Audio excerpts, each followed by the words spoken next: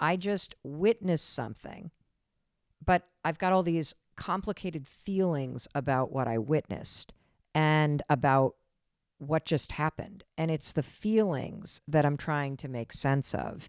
And I know that wishing it hadn't happened doesn't make it go away. Is it normal to feel guilty or conflicted that I'm so affected by this when I was just watching this? Yes, 100%. I mean, I think the reason that we feel guilt is because we've been defining trauma incorrectly for 150 years. It makes and one of the reasons and one of the ways in which we've been defining it incorrectly is that we create a false hierarchy where we say the trauma that I'm going through, the experience that I'm having is not legitimate for X, Y, or Z reason. The truth is your nervous system is telling you everything you need to know, which is that you're having a trauma response that requires intervention. If you had appendicitis, you wouldn't feel shame at having appendicitis. You wouldn't go in the emergency room and say, oh, so-and-so is having this experience, and that's a lot worse than mine. They have a broken collarbone and they're sitting right in front of me and I can see that. And so they require care and I don't. Like, we don't do that with physical injury. Why would we do that with psychological injury? That's true. That's a good point. How do you stop getting that incident to play out in your mind, like over and over and over again? That's what's really been haunting me. Yeah, that's a great question. So, one of the primary symptoms of trauma is intrusion. And so this can be intrusive thoughts during the day. You're trying to go about your day and the thing just keeps popping up. It can be kind of this flashback memory where you sort of lose track of the moment and you're thrown back into the past fully. It can happen in memories, and it can also be people can end up repeating behaviors that kind of put them back into traumatic situations. This probably wouldn't be the case in this situation, but this happens a lot when it comes to relationship trauma. So how do you stop the intrusion? Basically, the short answer, which is also the long answer, is that you integrate the memory. And so what that looks like depends on the event. Well, let me just share what's happened for me.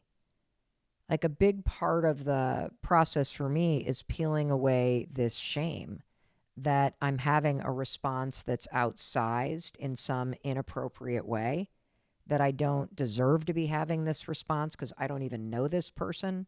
Right? Let's put that down. And now let's look at what's coming up, because I think shame is the biggest barrier for integration. And we never really think about that. The trauma response is happening for a reason. It's something that's going on in your biology that you cannot stop. So let's stop shaming ourselves for it and then turn to it and see what it needs. Then I think if you sit down with someone, you can kind of figure out what fragments are sticking out and what do those fragments mean? How am I going to fit them into this narrative of what happened? And then how am I going to fit this into a larger narrative of my story?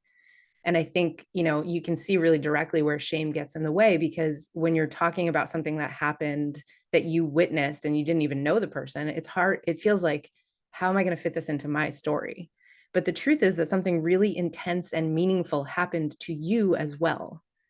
And so how are you going to fit that into your larger story? What kind of meaning can you assign to that, right? Doing a podcast episode, for example, using it to talk about to your listeners about trauma and normalize the response. That's a great way to assign meaning to this event that feels really out of control and meaningless. Once you do that, and you may need to do it kind of a couple of times, typically what happens is that the intrusion starts to recede. You stop having those intense intrusive memories, and the memory starts to, it may come up every now and then when you have a reminder, but when it does, it's a lot less intense. You know what? I know exactly what you're talking about because I have had an experience in my past that was extraordinarily traumatic. For those of you that listen to the Mel Robbins podcast or have read any of my books, you are very familiar with this past experience where 15 years ago, my husband and I were about to lose everything. We were going bankrupt. I was drinking myself into the ground. We were fighting nonstop. I could barely get out of bed. And when it was happening, it was traumatizing. The anxiety was crushing. The depression was crushing. The just bills and the financial stress were crushing. The amount of stress in my marriage was crushing. And I couldn't talk about it. It was like I was frozen. And even as we started to climb out of it, Dr. Mary Catherine, I couldn't talk about it without getting choked up or feeling stressed out. But here's what I realize in hindsight.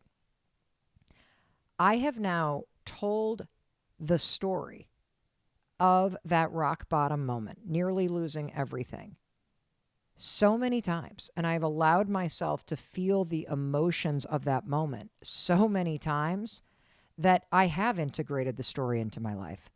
I do talk about it all the time. And I don't feel that traumatic trigger at all. I can access kind of authentically what I felt like, but I don't feel the intensity of the emotions. So you're right. Telling the story over and over and over again does help us process. And there are a lot of you that have experiences that you have survived, that you have lived beyond, that you have moved through. But that emotional file and the ability to talk about it and tell the story, there's a huge opportunity for you here. And I want you to really seriously consider what Dr. Mary Catherine is telling you. So, one of the things that I loved is that you talked about this relational home and how telling the story and feeling the emotion allow you to file those fractional files in the proper place.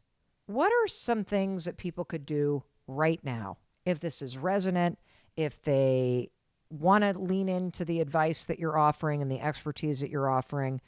Can you name some things that you would recommend that anyone listening could do right now?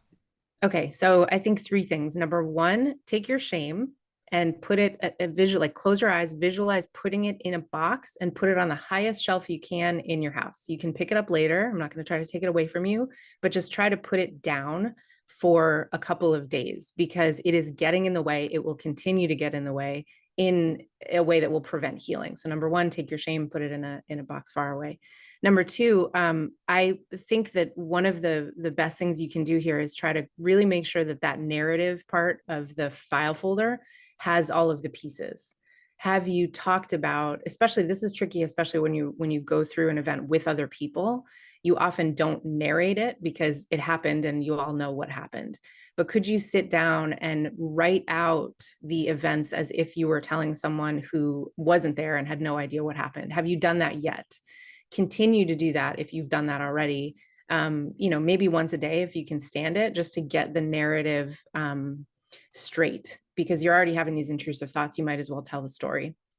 The second thing is to try to connect the narrative with the feelings.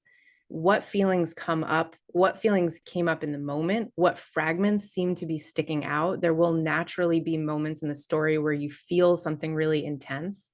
And so what is that feeling? What is it tied to in the rest of your life story? What kind of meaning does it carry? And try to do that with someone else. So if you can feel through those things with someone who can be attuned to you and say things like, oh, I can imagine, or you must have felt so helpless, and I've felt helpless before, and that's terrible. Then those things can kind of help put the emotional fragments in the right place. And then again, that last thing is just to, what meaning are you going to assign this thing?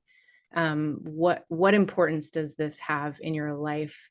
Did it give you some kind of message? What can you do with it as you go on? How are you going to carry that forward? If you're having a trauma response, just know that you are not broken. The trauma response is an evolutionary adaptation, and it is there to keep us alive. Of course, it causes distress and can become maladaptive over time, but its source is survival. And so I think that's really critical. The second thing is that the trauma response is something we can work with. We have a lot more say over our nervous system than we think. So we assume because we don't have control over that, initial trauma response, that we don't have control at all, but that's not true. We can walk back some of these responses when they're getting in the way. And then the other three things that I have to say, I think, are about triggers. One, I think we get the mistake that we are always conscious of our triggers. We are not. Sometimes triggers are really kind of subterranean and in the back of the brain and are not consciously connected. So it's really critical that we start, I think anyone, but especially if you're doing trauma healing, treating your body as a barometer. It's giving you data all the time. If you're feeling upset around a certain person, that's something you should listen to, because it's possible that there's kind of a buried trigger there. The second thing is that triggers are not assigned to avoid the thing for the rest of time. As we talked about, triggers are uh, maybe a painful way, but a way that your brain is trying to get you to organize a memory that is not organized. So it's, we need to kind of look at them as opportunities rather than reasons to avoid something forever. And then the last thing is that not feeling is not a realistic goal. Our memory folders have emotional content in them for a reason. If I want to tell you about the most joyful day of my life, I would like to feel some of the joy. We don't question that when it comes to happy memories. If I tell you about the morning that my father died, I'm going to feel some sadness because I pulled out a folder that has sad in it.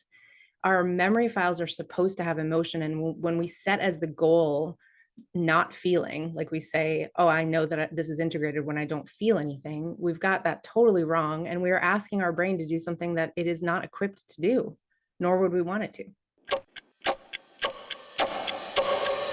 Today's show is going to be a little bit different. It's going to be a tough one. I was a witness to a horrible tragedy. Even if it's hard or it feels very uncomfortable to listen to parts of what we're going to talk about, this is important.